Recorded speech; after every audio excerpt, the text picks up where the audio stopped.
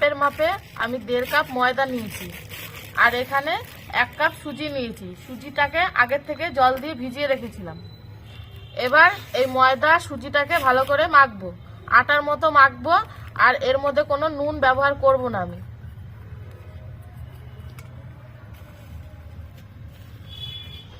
ময়দাটা মেখে নিয়েছি, এবার এরকম ছোট ছোট লই করে নিচ্ছি।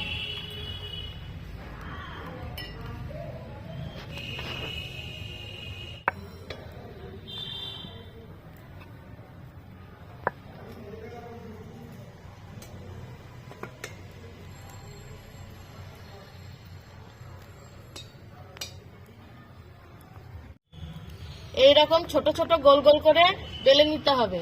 তারপরে এরকম তেলের মধ্যে দিয়ে ফুচকাগুলো ভেজে নেব।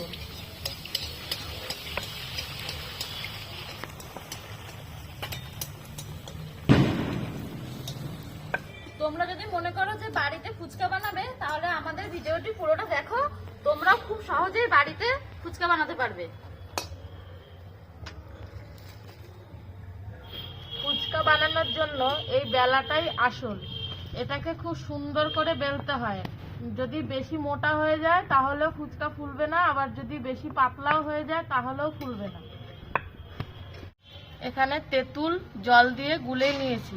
এবার আমি এই তেঁতুলটা একটুখানি নিয়ে নিচ্ছি। এবার এর মধ্যে জল মেশাচ্ছি।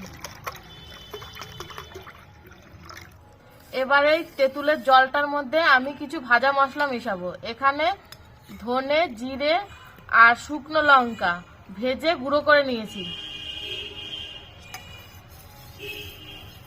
এবার এর মধ্যে ঝালের জন্য কিছুটা লঙ্কা কুচি দিচ্ছি, আর একটুখানি ধনেপাতা কুচিও দিচ্ছি। এবার একটু বিট নুন দিয়ে দিচ্ছি।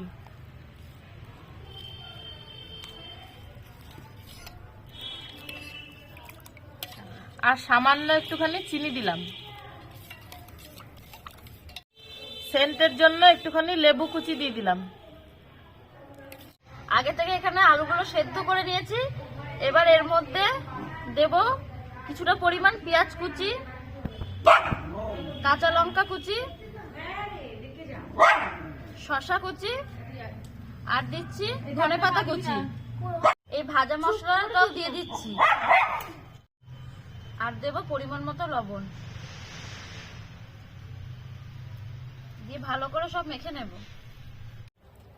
এবার এর মধ্যে একটু তেঁতুল জল দিয়ে দিচ্ছি।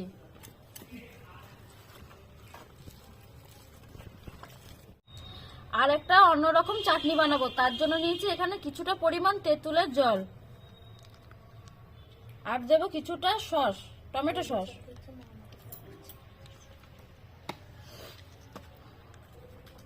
দেব পরিমাণ মতো লবণ।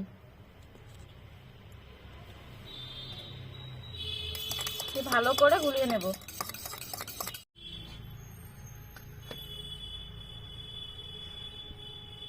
ফুচকাটা আমাদের রেডি হয়ে গেছে। এবার আমি একটা জল ফুচকা বানিয়ে দেখাবো। ফুচকাটা দারুণ সুন্দর মচমচে হয়েছে। এবার এই ফুচকাটার মধ্যে একটুখানি আলু ভরবো, তারপরে এই তেঁতুল জলে ডুবালাম।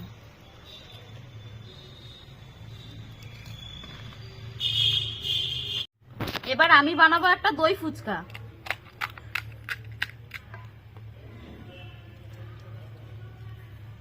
এর মধ্যে এবার একটু আলু দিলাম, একটু শসা কুচি দেব, পেঁয়াজ কুচি, আর দিচ্ছে কাঁচা লঙ্কা কুচি। এবার দেব দই, তারপরে দিচ্ছি একটুখানি চাটনি, একটু ভুজিয়া দিলাম,